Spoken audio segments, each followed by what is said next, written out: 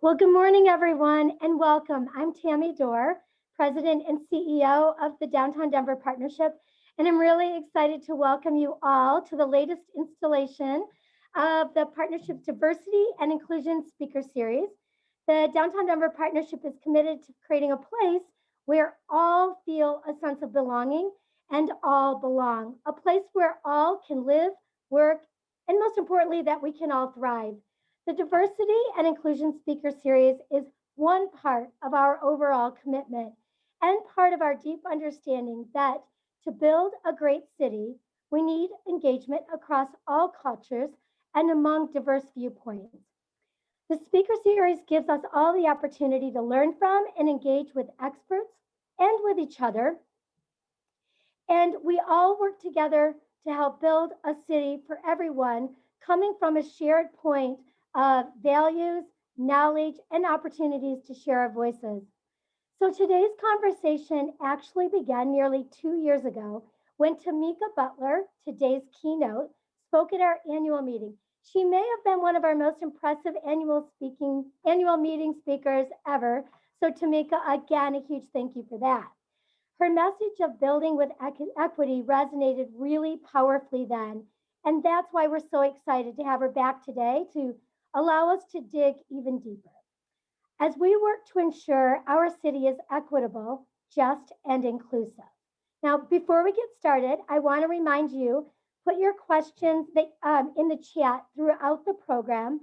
We will have about 10 minutes at the end for Q&A, and I assure you, if you haven't heard Tamika speak before, she will inspire you to ask questions and share thoughts and ideas on what she's talked about. You will leave feeling energized and inspired and informed. So, and also this coming Monday, March 1st at noon, we invite you to join a follow-up conversation with Tamika. This is going to be a roundtable with about 40 people, and we will provide the opportunity to have more intimate discussions with Tamika and fellow Denver leaders. So you can find the link to sign up for that in the chat. We hope that you'll be able to make it. And again, Tamika, thanks for participating in that. A very special thank you today goes out to our title sponsor, the Harris Law Firm.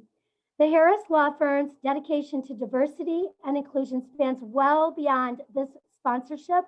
It's ingrained in all the work that they do and the way that they live their personal lives and their family lives. And on behalf of the partnership, I want to thank the Harris Law Firm for your deep commitment to our community holistically and your deep commitment to this really important work. Rich Harris is an incredible leader and one that I respect and admire greatly. He's open to learning, he's passionate about our city, and he's passionate about inclusiveness. So it's my pleasure and to introduce Rich Harris and to thank him for his contribution, his support on so many levels. Rich Harris, president of the Harris Law Firm. Thank you and welcome. Thanks so very much, Tammy, for that more than kind introduction. We are so thrilled and honored to partner with the Downtown Denver Partnership in presenting this very special event today. You're in for a big treat to be able to hear from Tamika Butler, and I'm going to introduce her in a moment. But on behalf of all of us at the Harris Law Firm, we are really, really thrilled to be involved with this program on diversity and inclusiveness. This comes at a time in our country, in our city, of course, where we have an opportunity.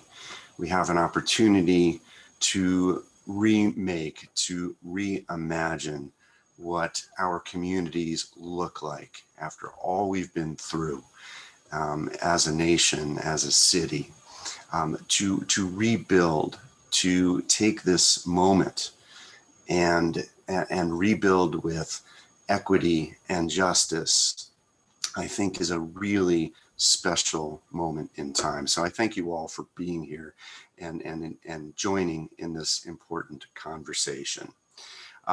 As a business owner here in downtown Denver, As a lawyer who cares deeply about justice, and as a parent with my wife, Lisa, of children of color, this issue of inclusiveness is incredibly important to me. I'm sure it is to all of you as well. As Tammy mentioned, Tamika was here in August of 2019.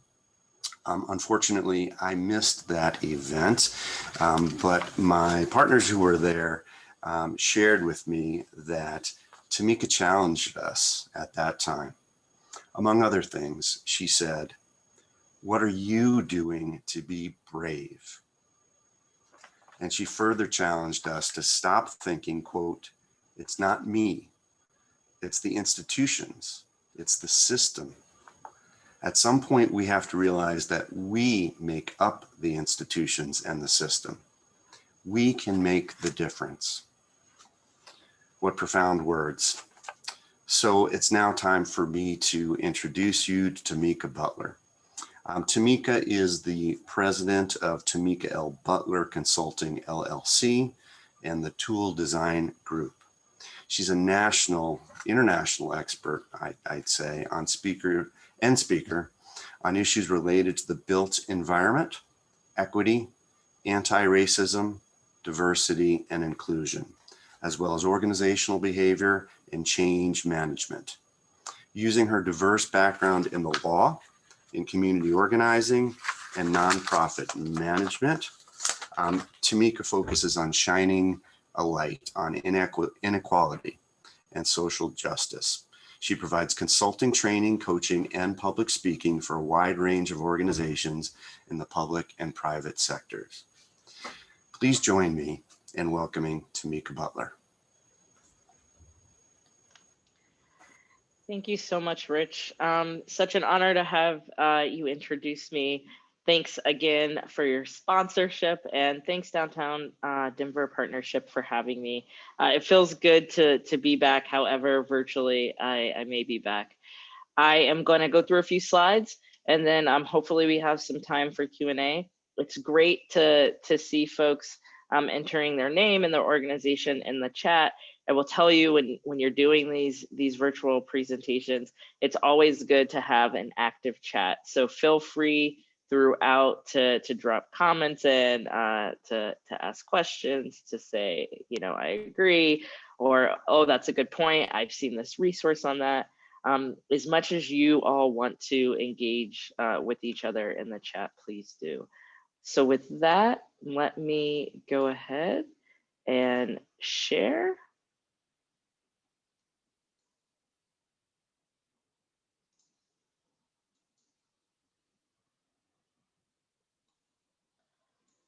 All right. So let's talk a little bit about rebuilding with equity. As I am known to do, I like to tell you what I'm going to talk about before I talk about it. So for folks who didn't get to see me last time, I'll tell you a little bit about myself. I have a new job now. I was at the Great Tool Design, but I now have my own firm, and so I'll tell you a little bit about that. And then we'll talk about why this matters and what you can do. So who am I? I'm from the Midwest. It's, as a Black gay woman, I hold many identities, but one of the identities that is most important to me is that I'm from Nebraska. There is quite a Denver, Nebraska back and forth. I have family in Denver, a lot of good friends in Denver. And Denver is beautiful and great, and I love it as a city. I love Colorado as a state, but Nebraska is really the state where the good life is. A lot of folks who have done the drive from Denver to Omaha, where I'm from, know that Nebraska is also just a lot of corn. I live in LA now, and so that's all people think about when you talk about Nebraska, but luckily we took center stage in the last election. We are now known as a place where people will wait on the runway for hours. And we're also known as a place with this very special district that had a big role to play in a very close election. And that's the part of Nebraska where I'm from. I live in California now, as I said, because I moved out to go to law school at Stanford. And after I graduated from law school, that's really where I fell in love with how you imagine cities, how you imagine building people and places together and making it all work. And part of that was after I graduated, I was supposed to run a workers' rights clinic in the historically Black parts of San Francisco. One of those communities is Bayview Hunters Point. A lot of folks might not have heard of Bayview Hunters Point, but it's where Candlestick Park used to be, where the San Francisco 49ers used to play before they moved to San Jose. And when I had just graduated in 2009, the city of San Francisco built a new Muni line that went into Bayview Hunters Point. And the people in Bayview Hunters Point were upset because they felt like nobody had consulted them and they felt like the line wasn't for them. They, Bayview Hunters Point, like so many low income communities of color that are full of folks of color and have historically been that day, was geographically segregated and isolated from the core of downtown. And so folks knew this new mode of transportation was coming and thought, great, this is our access to jobs, to educations, to opportunity, again, to the downtown core. But instead it became very clear that it was about getting tourists to the stadium, right? They said no one talked to them. No one talked to them about the jobs to build out the rail, but also no one talked to them about the schedule, the time, the stops, right? It didn't seem like people were planning for them or with them. It felt like people were planning in spite of them and sometimes around them. And that's where I really made the connection to the way that we build cities and really transportation being key and central to all of our other social justice issues. I eventually wound up being the executive director of the LA County Bicycle Coalition. I'm on boards like at Transit Center and really am hyper focused on how transportation and mobility, how we move people, is also how we can think about all types of mobility, including economic mobility. And so that's why, I decided to start my own firm. Last summer, as the world was literally on fire, I decided that I really wanted to find my own voice, no longer just do what other people were envisioning and help them live out their dreams, but live out my dream of figuring out how we can really tackle inequities and social injustices head on.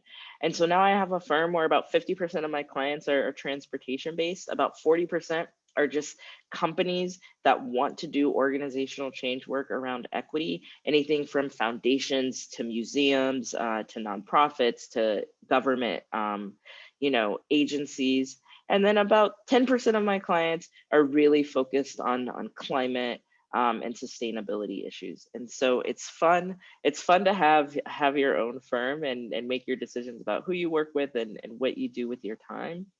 And for me, one of the first things I always do when I work with folks is help them understand why any of the things that I care about matter.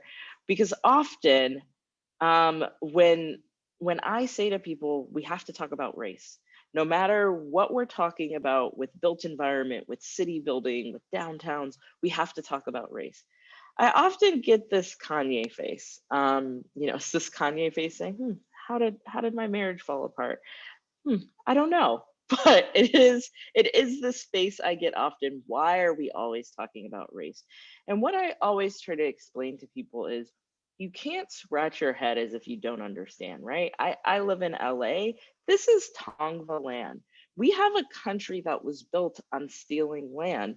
You have to talk about race because it's built into the very foundation of how we started, right? And for many folks of color, when we think about public space, we are constantly hyper aware of how we are policed and how we can act and how we can be in public space. There are constantly reminders of where we can go and not go. We're always on the outside looking in, wondering why some neighborhoods have access to stuff and we don't, right? Denver is a beautiful city. Colorado is a beautiful state, right?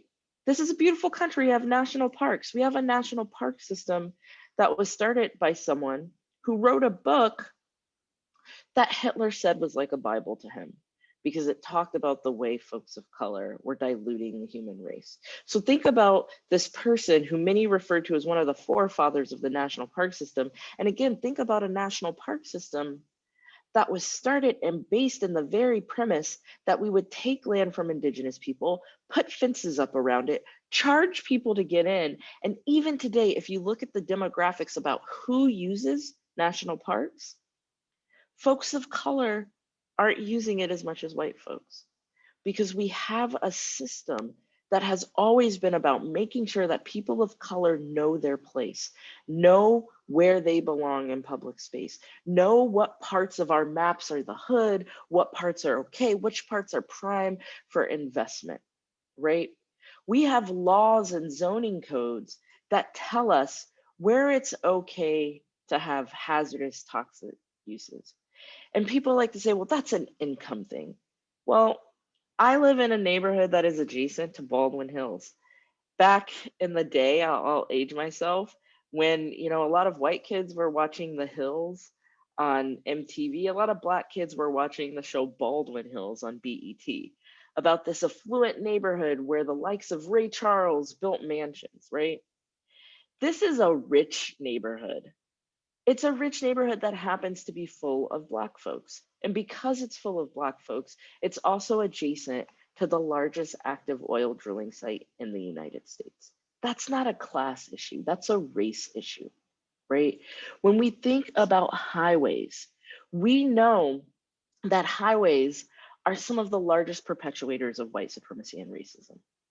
When you drive through places, what are the communities and neighborhoods that are really accessible? Next 7 exits. And what are the communities that you blink and you miss it? You miss that exit and you're out of luck, right? What neighborhoods were raised and displaced to make way for highways? And again, where I live in LA, it's clear South LA, which is predominantly Black and brown, is very different than West LA, which is predominantly white. It's harder to get fresh food than it is to get fast food. It's harder to get to a grocery store than it is to get to a liquor store. And a lot of times I say stuff like this and folks say, well, isn't that an LA problem? It's an everywhere problem, right? According to the Denver Health Foundation, there's a 13-year life expectancy difference if you're comparing residents in Wash Park and Valverde, right?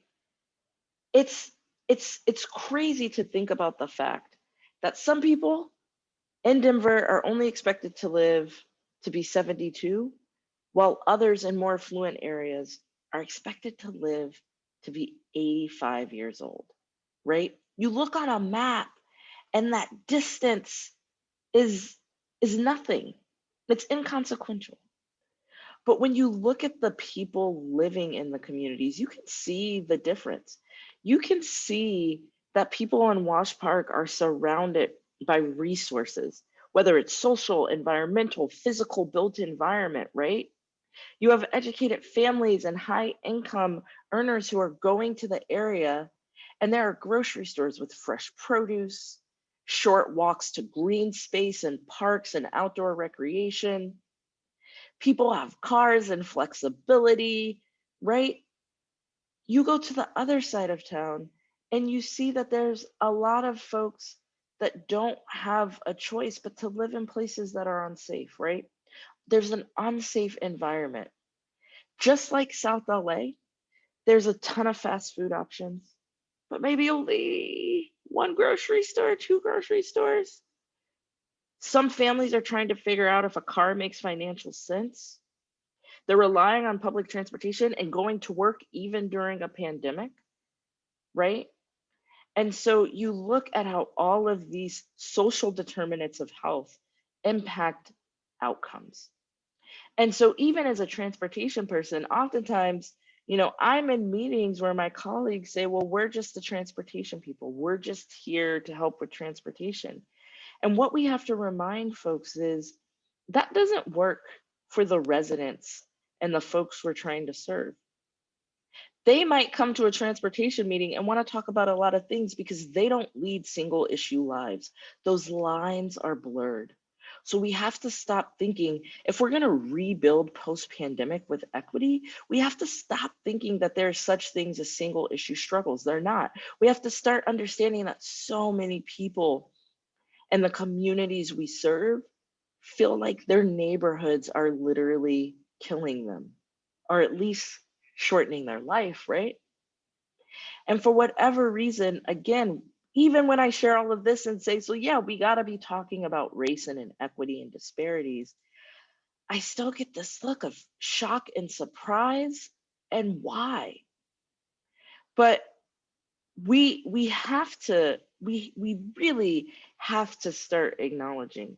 Sometimes I do this activity with folks where I ask them to think about the 5 people they trust the most in their professional circle, to just take some time and jot down that list, and then review the list and look at how many of those folks have the same educational background as them, might be in the same neighborhood or the same kind of neighborhood, same race, same religion, same sexual orientation, right? Same, primary language they first spoke as a kid, all of these things. And what we find often is the folks we trust the most are people who are just like us. But during a pandemic, we found a way to still trust people of color then, right? Last year, it wasn't just a pandemic. We saw what's happening in Texas now with climate change start in places like California, where wildfires were rampant. And even though we were saying to people, stay inside, there's a pandemic and there are climate crises, we still sent out immigrant farm workers, brown folks, to, to pick our veggies and fruits that would feed the rest of the nation. We still determined that the folks who were essential, who were delivering our packages, who were checking us out at the grocery store, we could trust those folks of color. And all of this was happening in the backdrop of these 2 crises ravaging our country, right? So sure, like maybe now we're trying to talk about new ways to build back better, but we have to acknowledge that these new practices can just intensify old disparities and simultaneously create new ones, right? We have to realize that there are long-term community members that might be in undesirable neighborhoods at one point, but now those neighborhoods are desirable and they're getting priced out. And so even as we think about how to plan and how to change our neighborhoods and our communities, we have to realize that some things might seem progressive, but they have to be decisions that are made that decenter whiteness. And instead, often people are just keeping that lens on, that lens that centers whiteness and wealth, right? And part of that is because a lot of the folks making these decisions about how we're going to come back from these major crises, like my industry, transportation, leadership is predominantly white. It's cisgendered, straight, able-bodied men. And sometimes these folks are making decisions without incorporating or listening to the perspective of Black people, Indigenous people, people with disabilities, other folks of color, folks who have been historically oppressed and continue to be marginalized. These folks have needs. They also have strengths and ideas and priorities.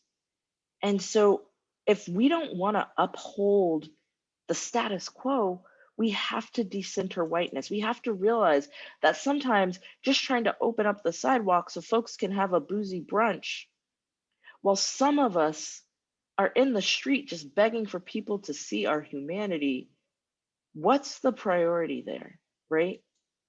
We have to understand that while COVID-19 might have presented new challenges, systematic racism and anti-Blackness, they've been devastating society long before 2020. They've been here. Maybe you didn't see them. Maybe you feel like they were hiding in plain sight. or maybe you just weren't listening, right?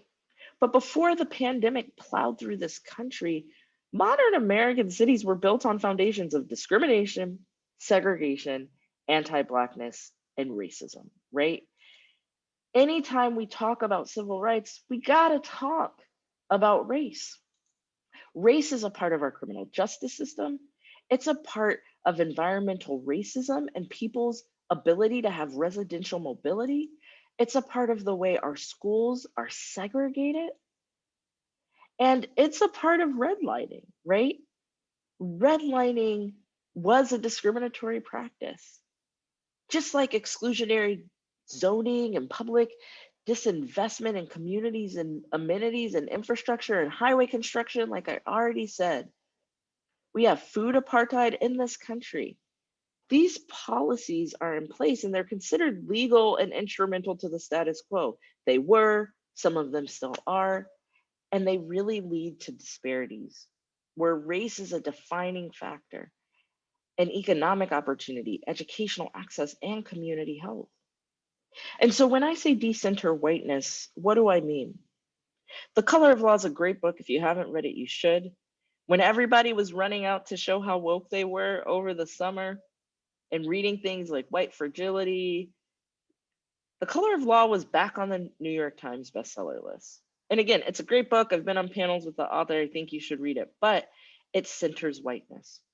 When the subtitle of the book is A Forgotten History of How Our Government Segregated America, I have to question, forgotten for who, right? When we say things like this is a forgotten history, I can guarantee you, Indigenous people haven't forgotten how government segregated and took their land. Folks of color haven't forgotten that we don't have generational wealth to pass down. Japanese Americans haven't forgotten internment, right?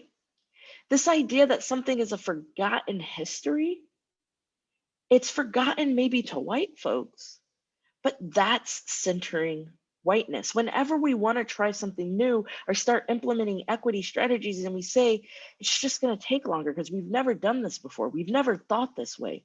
Who's we? We have to think about how we center whiteness, right? A good example of this is this past summer.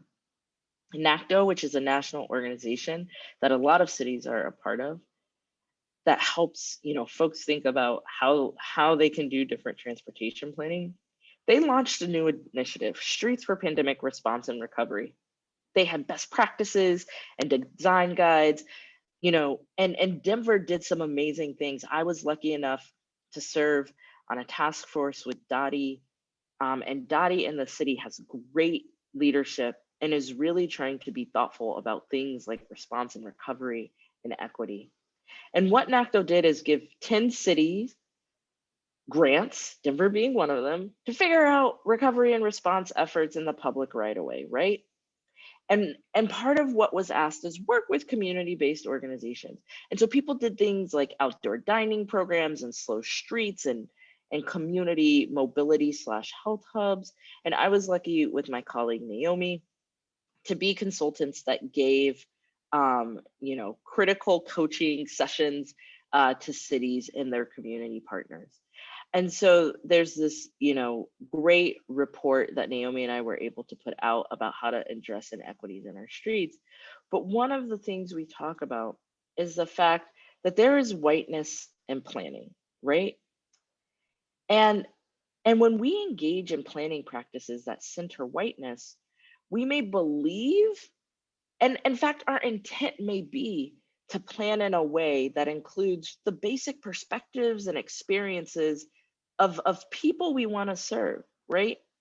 But there's often a disconnect because what we don't realize is that often we're making decisions and planning, again, no matter our intent, we're planning and making decisions based on experiences of place and space that are only afforded to those who are able to experience those places and spaces in white bodies.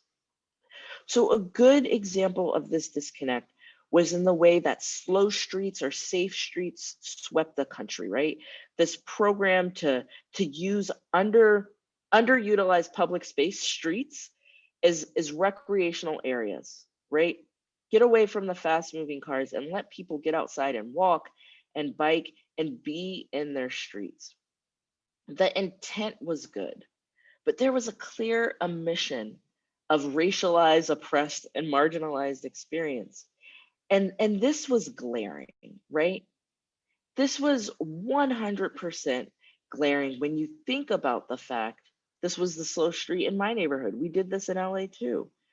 But when you think about the fact that there was this thought that if we just slowed down streets, people would be in them. And this was happening at a time where, as a Black person, I could see a picture, not a video, because I would never watch this video of George Floyd gasping for his last breath while screaming out for his dead mother. I know that no matter what's happening in that street, that green bike lane in the back, it wasn't going to save my life. I know that if I'm Trayvon Martin and I'm just walking around my neighborhood with Skittles, whether or not the street is slow or not isn't going to save my life. And yesterday was the year anniversary of Ahmaud running in his neighborhood in Georgia in a street that was slow, where he was still killed. And it was a time where more people thinking about cities wanted to talk about how to make streets slower and not realize that you could be a Black man getting pulled over for a bike infraction and lose your life. If we can't think about race when we're thinking about how we're going to build back with equity, then we're not going to build back in the way we should. And so if you're sitting there and you're wondering, well, what should I do? You have to understand that the first thing you have to do is know deep down that diversity, equity, and inclusion may be buzzwords, but they are not the same and they should not be used interchangeably. When you think about diversity, think about 90s clip art, right? That's what it is. Let's get as many diverse people around the table as we can. And oh my God, is that an older adult? Make her look really happy. Is that someone who could be perceived as a religious minority? Make him happy too. A person in a wheelchair? Put them in the front. And women, lots of women. That white guy in the back, make it seem like it's hard for him to see, right? That's diversity, literally just getting as many diverse faces as possible. So when you're thinking about how you build organizations, whether or not it's a membership-based organization like the Downtown Denver Partnership, whether or not it's a company, whether or not it's a community group, you have to ask yourself, is it diverse? That's important. But is it also inclusive, which is different? People like to say, well, inclusion is just making sure that everybody feels welcome here. Well, it's 2021, and that's basic level inclusion. You need to Sierra style level up. And you need to realize that true inclusion is talking about power. Do you just have those diverse folks at the table so that you can pat yourself on the back and say, wow, look how diverse we are? Or are you sharing power with those folks? Those diverse folks that are at the table, do they have power to set priorities, to shift budgets, to say yes or no, to impact organizational culture? True inclusion isn't just everyone feels welcome here. True inclusion is that there has been a shifting and a sharing of power. So those folks who are diverse, they also have power. And if we want to get to equity, then we have to understand inclusion. We have to understand power. Some folks are just now starting to use equity and they still mix it up with equality, especially when we're talking about cities. They like to say, well, how do we have equity geographically and make sure everyone gets the same amount? You have to realize that equality, yeah, you give everybody the same thing, but if you were already tall, you can still see. And if you were short, you still can't see. True equity is realizing that some people might not get anything at all, and they're going to be okay because they were always okay. Whereas some people are going to need more. And so a lot of folks have seen this picture and feel like it's a really good visual to understand equality and equity. I hate this picture. It doesn't show the reality of where we're really starting. And it also doesn't show where we should be trying to get to, which is liberation. I do transportation work because I want people to be able to move freely with dignity to the places and people and resources they need and want. And so, yes, this picture is better, but I still don't love this picture because remember, when I was talking about inclusion, I was talking about power. And what this picture fails to tell us is that there's still power present. Someone still has the power to say what you should want is to watch baseball. And I don't know, maybe Rockies fans want to watch baseball. Dodgers fans do. We're the champions of the world right now. But what if you hate baseball? What if that's not what you want? Why should that be your goal? Right? So yes, this is better because it's telling us we shouldn't just be trying to see over the fence. There should be no fence. But what if I don't want to watch baseball? What if I want to play? What if I want to coach the team? What if I want to own the team? What if I want to have an exclusive contract with the whole league to sell peanuts or soft drinks?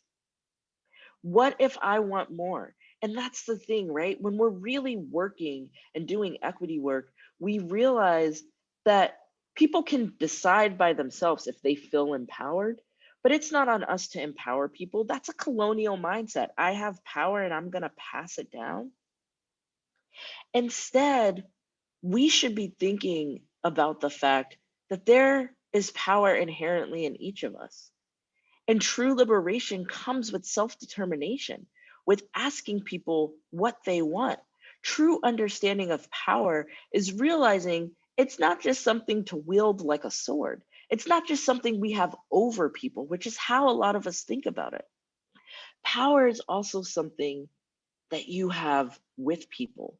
If we can stop thinking about empowering people and start thinking about co-powering people, how transformative would that be? And whether or not I'm talking about slow streets or a train line or building up a downtown area, we also have to realize that I've said many times that intent might be pure, but intent and impact are different, right? If you hit someone accidentally when you toss something across the room, just because it wasn't your intent, it still hurts. And many of us have no problem saying, oh my gosh, I'm so sorry, right? Because it still hurts. So, why is it that when we're talking about equity and race and someone says, hey, I know that's not what you meant, but here's the impact it had on me, we get defensive? We fail to take responsibility. And we can't just apologize and move forward because we want them to know, but that's not what we meant. We need to realize that when it comes to people's lives and identities, the impact of our actions can be profound, they can be wide reaching. And it's far more important to think about the impact than it is to think about the intent. And we need to ask ourselves why we might get so stuck in our intent. And what about our privilege allows us to stay in that space of only wanting that person to again center us in our experience and center what we meant instead of centering them and how it impacted them. If we want to do this work, we also have to understand the difference between engagement and outreach. Too often we like to do outreach, which is just going out and saying, here's what we're going to do. What do you think? Maybe I'll even give you some stickers with dots and you can say you like this one or this one. True engagement is going out and making sure you're not just culturally competent and appropriate, but you're also culturally specific, right? That you're not just saying, we're a public health department. Here's a food pyramid. Make sure you eat something from each one of these boxes every day. And then you look and you say, but from the culture I'm in, none of our fruits and vegetables are in this fruit and vegetable box. This isn't culturally specific to me. Are you saying that I'm wrong? Are you saying that I can't be healthy unless I'm like you? We have to start being culturally specific. We have to start asking folks in community for their ideas. Trusting local leadership, again, co-powering, being authentic and believing in participatory research and planning, and being open to the fact that we might go in with an idea, but that might not be what people want. And more than anything, we have to stop just using partnership as a buzzword Because if the question is all partnership equal? It's not. You have to have both strong partnerships with community, but also as folks in positions of power in companies and agencies, how do departments work together? How do you trust that there are partnerships where you can define equity together, where you can understand people's capacity and pressure points? And frankly, when you're doing it yesterday, when you're not waiting for a crisis to say we should talk to people, how can we start to position people who are in communities as the actual project leads and paying them for their expertise? And I really think that more than anything, if we want to create change, you heard Rich talk about it a little bit in his opening. I talked about this last time I was here. We have to be brave. We have to realize that doing hard work requires bravery, right? When our healthcare workers were continuing to go out there, even when we didn't really know what this was or if there was an end in sight, a lot of us talked about how brave they were. It wasn't that they weren't scared or weren't afraid or that they didn't believe that they might not make mistakes or that it might not turn out okay, but they were brave, right? To be a Black person in this country and live as your authentic self, to know that the color of your skin is viewed as a weapon by people and you can die just for walking down the street, just for running down the street, just for being, just for breathing, but you still do it and you live your full life authentically, that requires bravery. And so if we want to build back with equity, it's going to take bravery. That means being okay making mistakes, taking accountability for those mistakes, holding space for impact, not just intent, and not being so afraid that we're going to get it wrong or be called a racist that we don't try at all. We also have to understand the role that power plays. You've heard me say power a ton, right? What's an easy way to check power? Whenever you want to start a new program or initiative or do something, ask yourself, who's going to be most impacted by this? And that could be good or bad. Benefits are burdens, but who's going to be most impacted? Question one. Question two, look around your decision-making group. Are those people here? If the answer to that second question is no, then you have a power imbalance and you need to ask, why? What is the privilege involved? We're a membership organization. Who has the privilege to be here? How can we break down those walls? Well, we made this decision based on data. Whose data do we privilege? Who do we determine is worth listening to?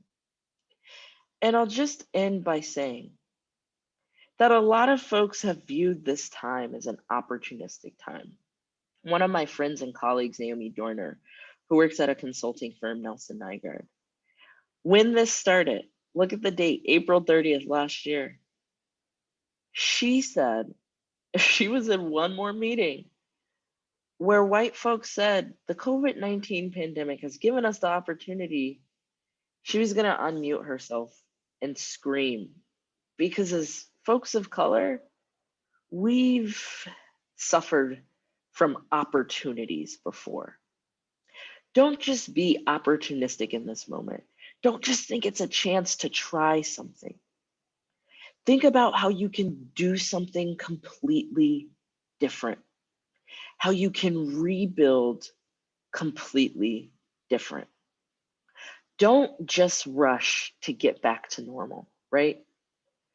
I've said repeatedly that as a Black person in the old normal, all the data told me my life was expendable. Whether or not you're talking about South LA or Denver, right?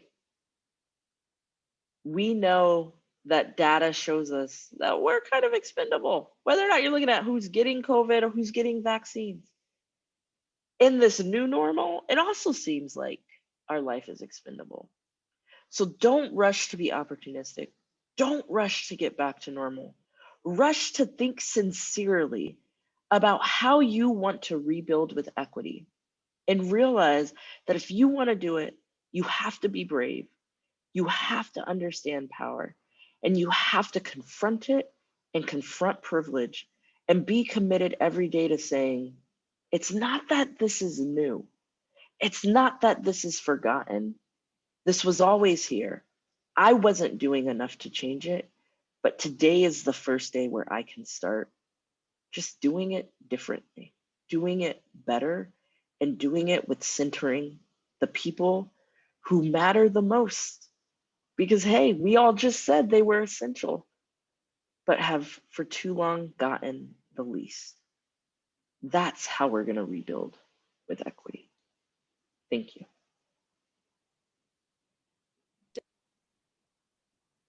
Tamika, thank you so much for that really incredible presentation. I think that we all can take so much from what you said, and especially the reminder that this work does require bravery, and really appreciate your reminder of that. So, hi everyone, I'm Britt Deal with the Downtown Denver Partnership. We have a few minutes left for questions here, so we've gotten some really great ones in the Q&A function. Feel free to continue to put them in there. But otherwise, we'll jump right into some questions if you're good with that, Tamika. Let's do it. All right. So our first question is, what do you think about the idea that adding parks to underserved neighborhoods can further gentrify and push out the very people who are supposed to benefit from those new parks, grocery stores, et cetera? Yeah, this is absolutely, I think, an issue. I used to work at an organization, a multi-million-dollar nonprofit park developer. So this is something that is near and dear to my heart. And I think, whether or not you're talking about a park or a bike lane, this idea that it can gentrify or push people out, or that folks don't want to use it. The reality is folks just want to be consulted. Just like I said with that rail line in San Francisco, if you don't want a park to gentrify or push people out, then make sure there is some ownership, right? Don't just plop in the new park and say, look what we did for you. We saved this community. Really, really understand, when we used to build parks, we used to get out a map, draw a however many mile radius we thought was appropriate, and knock on every single door. And if folks said, we don't want this park because we think it's going to increase truancy or gentrification, we would have a conversation with them about that. If they said, we don't want this park because we don't need a park, we need housing, we need a grocery store, then we wouldn't build the park. But in addition to building the park with them, to having community meetings on open lots and saying, what do you want to see? Everything from the color of the playground equipment. That doesn't mean you say yes to everything, right? Like, yes, we understand you want a roller coaster. Here's why we can't do that in this space. But really giving them ownership, from the naming of the park to a local artist, designing some of the fencing around the park. Everything is about them. And then we would go back and we would hire community members to be the folks who opened and closed the park, right? When you have that type of ownership, then it feels like it is for you. And that's what makes it feel like it's for you and your community, not for folks who are being speculated to come later as they attempt to push you out. Really great answer. Thank you so much for that. And I'm going to jump into another question I think is kind of related.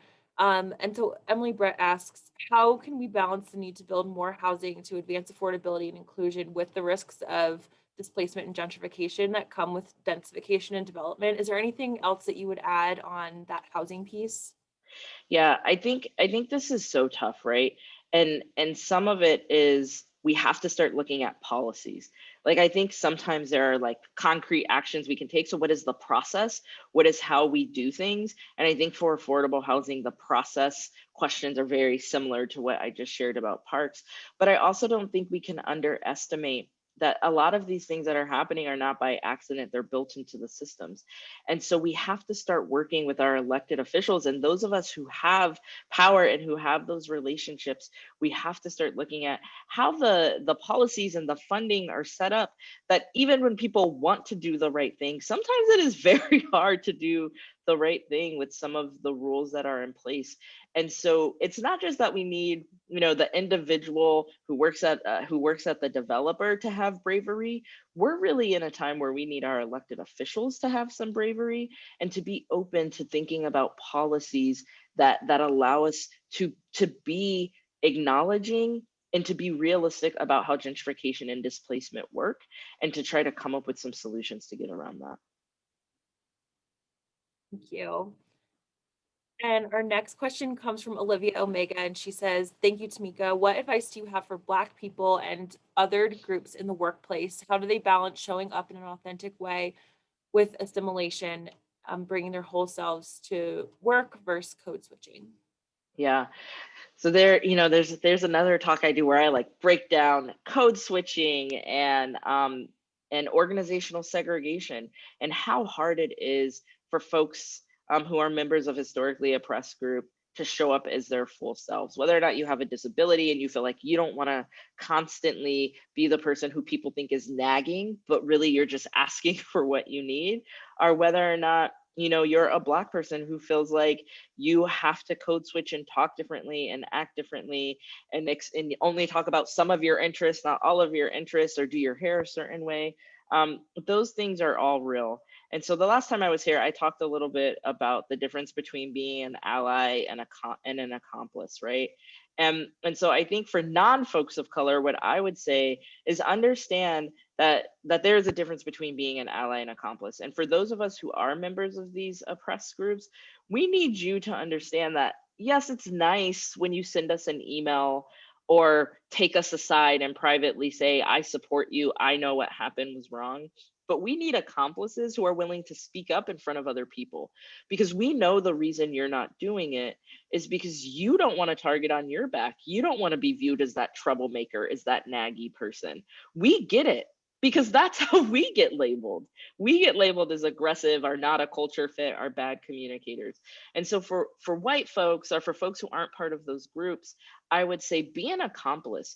Don't be afraid to speak up in the moment. Don't just tell me something privately where no one else has to know. And then I think, for folks of color, what I always say is the great quote, you don't have to set yourself on fire to keep other people warm. Right, especially as Black women, like we're over here trying to, take care of our families. We're trying to save the democracy, get out the vote. We're trying to do it all, and I think people expect us to do that. People think we're resilient. People literally think we experience pain differently, which is why Black mothers and Black babies have higher mortality rates, because people just expect us to take it and keep going. And we have to know that sometimes it doesn't make you a sellout, or it doesn't make you a bad person if you don't set yourself on fire to keep other people warm. I strongly advise that you follow the NAP ministry on social media platforms. She's a great Black woman who talks about the fact that rest is resistance, and it's okay to rest, and it's okay to always remember that no is a complete sentence. Thanks, Tamika. And I just think I found the website that you're talking about. So I just popped that in the chat there if you all want to check it out. So quite a few questions here. I think we have time for just about 2 more. So David Edinger asks, do you feel the notion of bridging the digital divide is white-centric? In other words, white folks are defining the problem for others and seeking to fix it for them rather than understanding the prioritization of others. Yeah, so I think that's a really good question, David, and I think that's a really thoughtful processing of some of what I said about being white centered. And so I would say yes and no. I think if you go into a community and you say the only problem here, the only reason people aren't participating, right? We were talking before, city council meetings are now online. And if we looked at the demographics of who was attending and we said, well, low income folks of color still aren't attending, you know what it is? It's the digital divide. That could be centering whiteness. That could be a little bit of white saviorism. So if you just say, we're going to give everybody hotspots and then they can join, but we don't actually address that, folks have multiple jobs, have low income, are still going to work, don't have time to sit, don't have the privilege to sit on Zoom and like be like professionally enriched, right? There are other societal problems that are leading to them not being able to participate. That is not just the digital divide. So in some ways it could be that way. While saying that, I will also say the digital divide is real. And so as we're moving so many things to being online, we have to continue to question and understand that there are some folks who don't have resources, and frankly the internet doesn't have to be the only way. We just had an election where whether or not you were Republican or Democrat, you got more voters out than ever. We should be talking to voters rights organizations and saying, what did you do? You didn't only use cell phones, you certainly did use cell phones, but you also did town halls, you also knocked on doors. And so I think we always have to think about things holistically and not necessarily always try to reinvent the wheel. Thank you. So for our last question, I'm going to combine a few sentiments that I've seen here in the Q&A, and that is for someone who might feel like they're a lower level employee or someone without influence, maybe a small business that doesn't feel like they have a huge voice. What do you suggest in making a real difference in being anti-racist and really addressing the challenges that are deep rooted in our system when those folks might feel like they don't have a seat at the table and want to do something more than posting on social media? Yeah. So I think I think there's a couple of things. Something I always say is when people want to do equity, they want to like get straight to the results, right? They want to fix it. And if you just Google white supremacy culture, there's a lot of great articles about how there are things that we have just decided are the way it should be without really questioning why, right? Like you should clock in and clock out. Well, that was actually something that was started on the plantation. Now we've defined it as something that is professionalism if you're on time, but what is it actually based in? And one of the things white supremacy culture talks about is this need for urgency, and also this need to have something fixed or settled, right? And one of the first things you have to do when you do this work is realize that it's a lifelong journey, it's lifelong work. And so you have to accept incompleteness, that it's still going. And so I think one of the first things that folks have to do is realize that you can't just get to the results. You have to figure out the process. And part of the process is what's the internal work. So maybe you feel like you can't make an impact on like a whole societal level or a city level, but you can look at your organization. You can look at yourself. You can figure out if you're educating yourself. Someone said, what's the first step you would advise? Google. Like, right? Like there's a whole wide Google out there. There are, especially this past year, there are a lot of articles and a lot of lists about books to read, places to start. So you have to first do that internal work.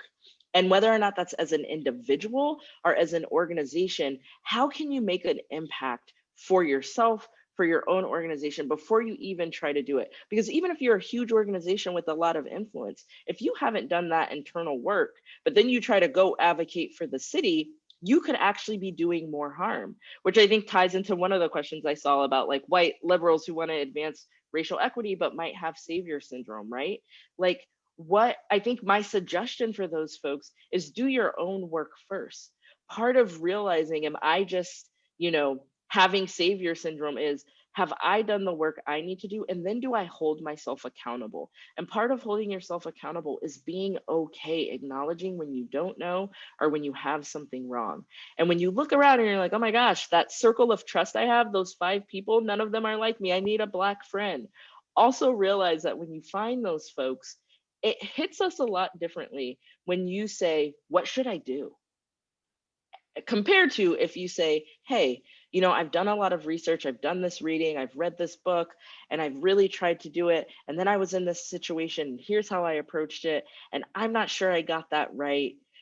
Are you open to helping me think through what I could have done differently? Those two things are different.